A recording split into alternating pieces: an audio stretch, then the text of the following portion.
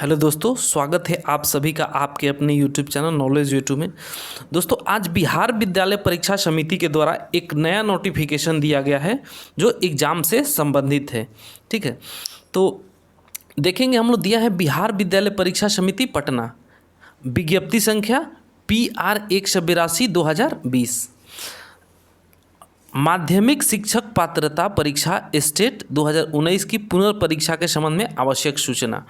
तो ये जो सूचना दिया है, देखते हैं हम लोग क्या सूचना है। और ये सूचना से साफ साफ हो जा रहा है कि क्या पूछेगा और क्या सिलेबस होना चाहिए। ठीक है, और अगर आप देखें तो इसके द्वारा पिछली परीक्षा जो हुई है वो क्या हम लोग को मदद करेगी कि आखिर में एग्ज़ाम कैसा होगा और कितने सीट है। ये नोटिफिकेशन बहुत ही बेहतरीन नोटिफिकेशन इस बार निकाला है बिहार विद्यालय परीक्षा समिति ने। हाँ, कुछ ऐसा है कि कुछ अभी क्लियर नहीं हुआ है, जो हम लोग देखते हैं। जो क्लियर नहीं हुआ है वो लास्ट में हम लोग डिस्कस करेंगे। देखिए, दिया है एतद द्वारा माध्यमिक शिक्षक पात्रता परीक्षा स्टेट 2019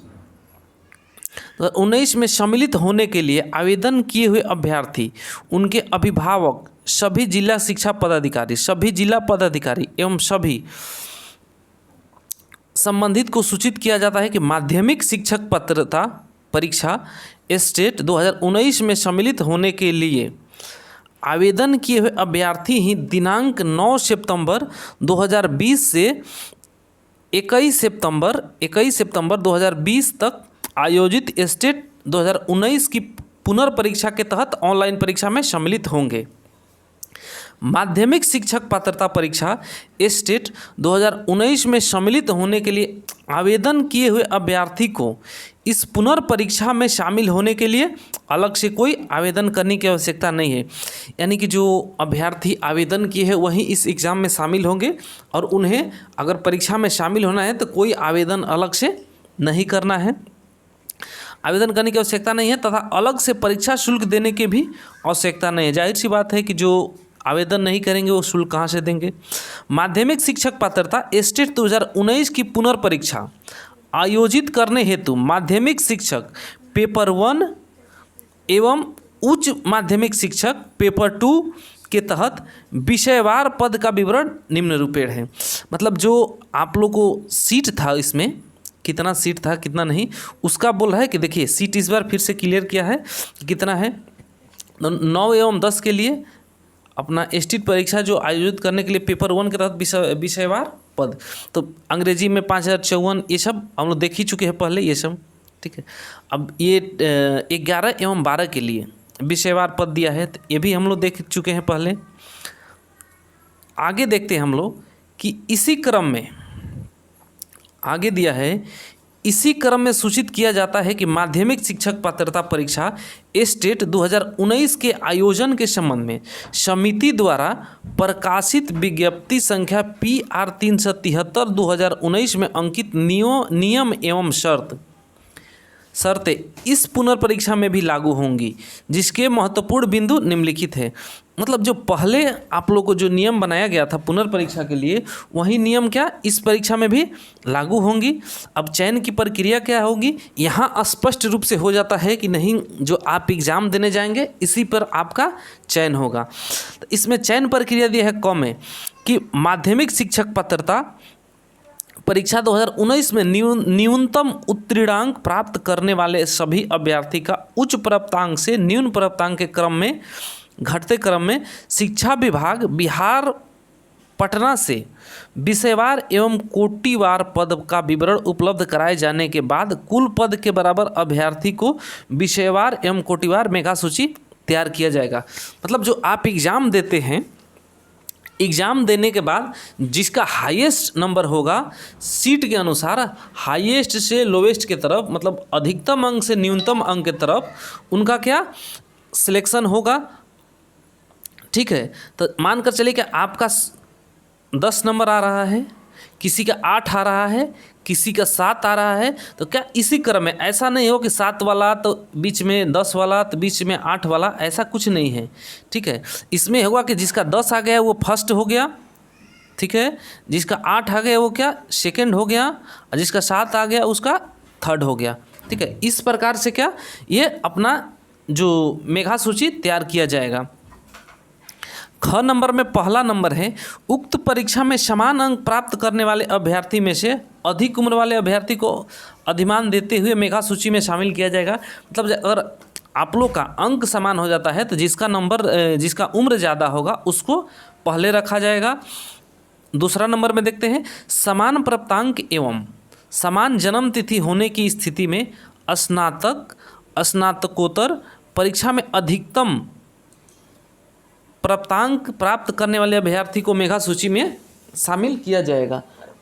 मतलब जो मेधा सूची में है वो अधिकतम जो अंक प्राप्त रहेगा, अगर आपका डेट ऑफ बर्थ भी समान हो जाता है और आप स्टेट के एग्ज़ाम में भी आप अगर समान अंक ले लेते हैं तो आप लोग का क्या देखा जाएगा कि जो ग्रेजुएशन और पीजी या एमए जो भी है उसमें किसका अंक ज़्यादा है उसके अनुसार ये लोग अपना करेंगे। ठीक है, समान अंक एवं समान जन्म तिथि एवं स्नातक स्नातकोत्तर में भी समान प्राप्तांक होने की स्थिति के नाम के अंग्रेजी वर्णमाला के अनुसार अभ्यर्थी की मेगा सूची, मतलब समान अंक भी हो जाते हैं और समान डेट ऑफ बर्थ भी हो जाता है।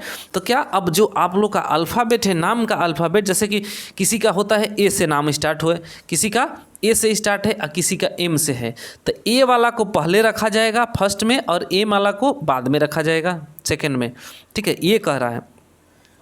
अब आगे दे रहा है परीक्षा की अवधि। तो देखिए परीक्षा की अवधि क्या है, तो पेपर 1 के लिए वहीं 2.5 घंटा, पेपर 2 के लिए 2.5 घंटा। संरचना, पात्रता परीक्षा के प्रश्न कैसे होंगे, तो अपना ऑब्जेक्टिव होंगे, बहुवैकल्पीय होंगे, प्रत्येक प्रश्न के लिए 4 विकल्प होंगे। तीसरा नंबर में दिया प्रत्येक प्रश्न 1 अंक का होगा। 4 नंबर दिया है नेगेटिव मार्किंग नहीं होगी, यानी कि नेगेटिव मार्किंग नहीं है। और ये पेपर 1 के लिए विषय के अपना कोड दिया है। ठीक है, तो देखिए पहला क्या है, पहला में हिंदी है, दूसरा में क्या है उर्दू है, तीसरा में संस्कृत ऐसे ही दिया है और यहाँ योग्यता दे दिया है। लेकिन यहाँ ये क्लियर नहीं हुआ कि नहीं, यहाँ अगर सब्जेक्ट दे दिया होता तो बहुत अच्छा होता। योग्यता दे दिया है। अब देखिए हम लोग चलते हैं तो देखिए हिंदी के लिए हिंदी है, उर्दू के लिए उर्दू, संस्कृत के लिए संस्कृत, स्नातक स्तर। अब गणित के लिए देखिए गणित में दिया है स्नातक स्तर पर गणित, भौतिकी, रसायन शास्त्र विषय पठित एवं बीएड इंजीनियरिंग में स्नातक जिसमें गणित की विशेषज्ञता हो एवं बीएड। मतलब जो है आपके पास गणित से किए हैं तो हमको अब यहाँ से सिलेबस स्पष्ट हो सकता है।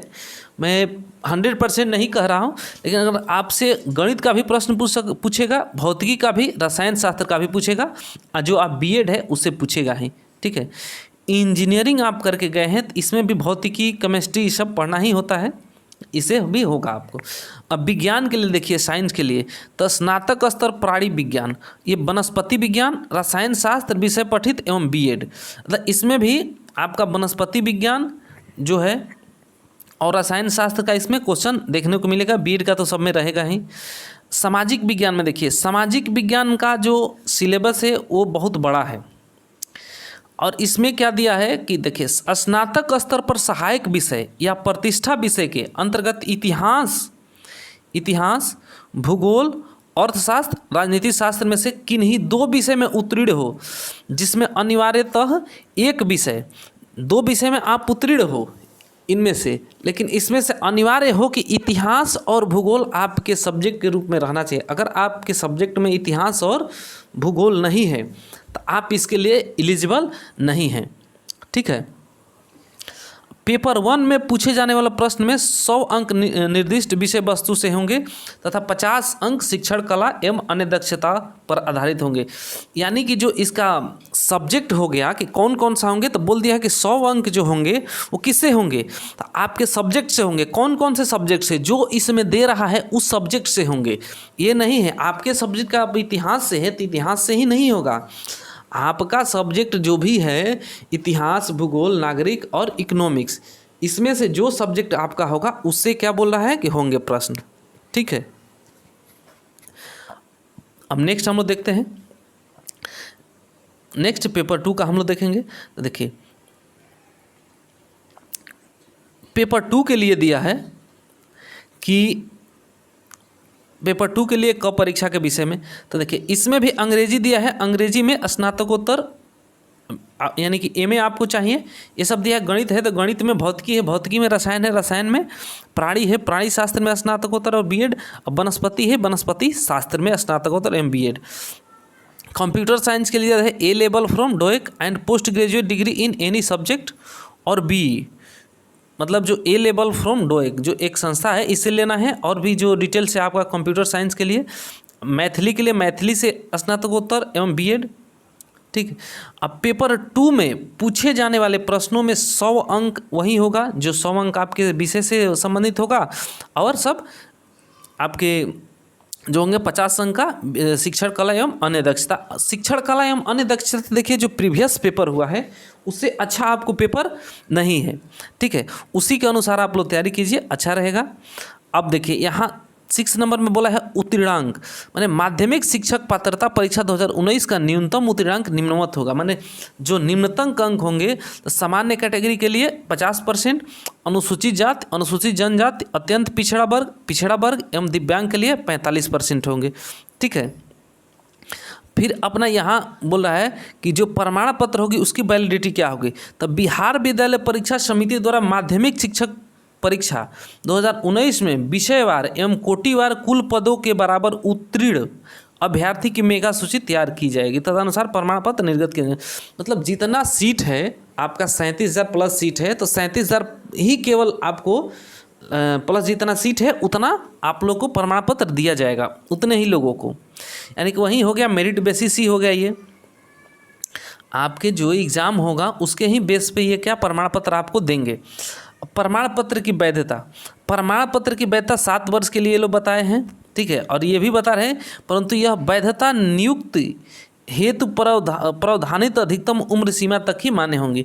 मतलब आपका 7 वर्ष, आप मानकर चलिए 40 वर्ष के हैं और ये 45 वर्ष तक ही नियुक्ति करेंगे तो आपका ये क्या 5 साल में ही समाप्त हो जाएगा। ठीक है, तो इस वीडियो में इतना ही। सिलेबस भी आप लोग को स्पष्ट हो ही गया होगा कैसा पूछेगा। चलिए थैंक यू, मिलते हैं नेक्स्ट वीडियो में। अगर आप तैयारी कर रहे हैं तो हमारे चैनल को सब्सक्राइब कर लीजिए, क्योंकि हम इस पर आप लोग का क्लास ले रहे हैं सोशल साइंस का भी मैं लाऊंगा, तो आप लोग इस चैनल को सब्सक्राइब कर लीजिए। Okay, thank you.